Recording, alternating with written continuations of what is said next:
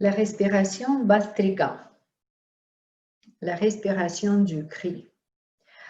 Ça, c'est une respiration active. Nous avons quelques types de respiration très actifs. Quand on inspire avec la force, quand on expire avec la force, quand on peut bouger le corps, quand on peut contracter les muscles. Et Bhastrika, oui, c'est une de ces respirations de type très actif. On respire toujours par le nez. Et ici, on va travailler beaucoup sur le chakra Anahata parce que c'est le poumon, c'est la cage thoracique qui s'engage dans cette respiration. Contre-indication, hernie abdominale et durant des menstruations ou la grossesse. Mais durant des menstruations ou la grossesse, si vous pratiquez n'est pas avec le rythme très avancé, comme un peu plus calme, vous pouvez pratiquer. Pour hernie abdominale aussi, on peut pratiquer, juste n'est pas avec votre maximum que vous êtes capable. Maintenant, je vais vous expliquer comment exactement on peut pratiquer cette sorte de respiration. Moi, je vais vous proposer cette respiration avec le mouvement des bras, parce que par mon expérience, les gens plus comprennent mieux si c'est donné avec les bras, et c'est un peu plus proche, plus facile, comme minimum commencer. Comment je vais respirer avec ça? C'est la respiration d'accordéon, comme on dit. Je dois élargir ma poitrine en inspirant et je vais fermer ou simplement je vais expirer au maximum. Inspiration et expiration également durent le même temps. Il n'y a pas d'inspiration qui est plus longue, il n'y a pas d'expiration qui est plus longue. C'est simplement renforcer la respiration. Un peu peut-être expiration plus longue. D'habitude, l'expiration est plus longue et ici aussi. Si je donne cette respiration à mes élèves de yoga, d'habitude, les gens restent assis ou des fois debout, mais assis, posture lotus, demi-lotus, comme vous voulez. Si vous pratiquez sur la chaise, c'est aussi bien. Si vous êtes chez vous, c'est aussi bien. La respiration est idéale si vous voulez vous calmer tout de suite, rapidement. 3-4 respirations et vous êtes différente. S'il y a beaucoup d'émotions, s'il y a le conflit, s'il y a quand vous êtes déséquilibré et c'est grave, que vous devez être dans quelque chose aussi grave et actif. Parce que ça, c'est vraiment très proactif, cette respiration. On cherche le mouvement, on cherche un effort, on fait avec un effort.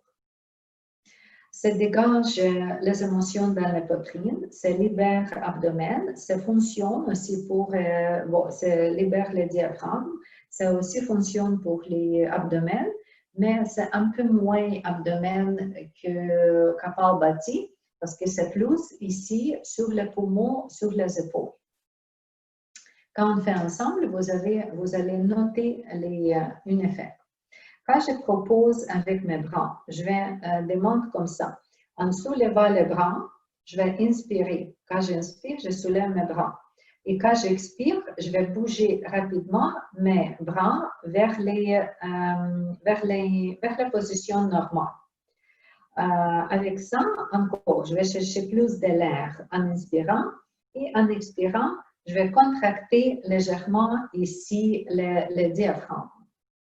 On toujours commence lentement. Vous allez noter la vitesse dans laquelle je commence. Le début des classes, le premier groupe, les gens qui n'ont jamais pratiqué Bhastrika, commencez lentement. Si les gens ont déjà avancé dans la respiration, s'il a une bonne forme, s'il est capable, on peut aller plus vite. Mais pas tout de suite plus vite. Restez avec moi, spécifiquement quand je commence lentement. Quand je soulève mes bras, j'inspire. Quand je bouge mes bras ici plus bas, j'expire.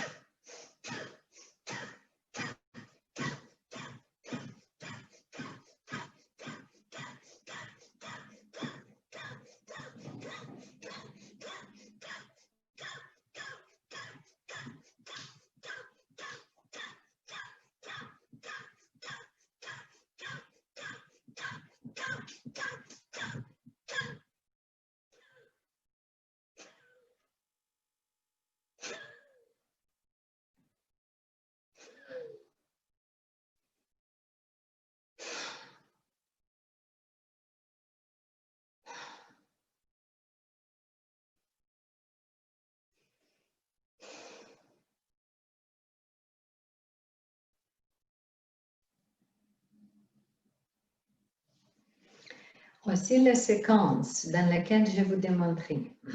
Au début, lentement, 5 respirations lentes, 6 respirations lentes, minimum 3.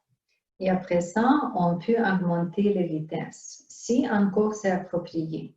Si quelqu'un juste manger, avec le ventre plein, ce n'est pas agréable.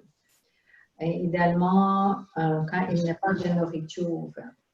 S'il y a une autre condition, haute pression, ce n'est pas bonne respiration. S'il y a des arythmies cardiaques, juste lentement, parce que cette partie centrale avec la grande vitesse, comme j'ai dit, ça c'est déjà pour les gens qui fonctionnent bien dans le yoga.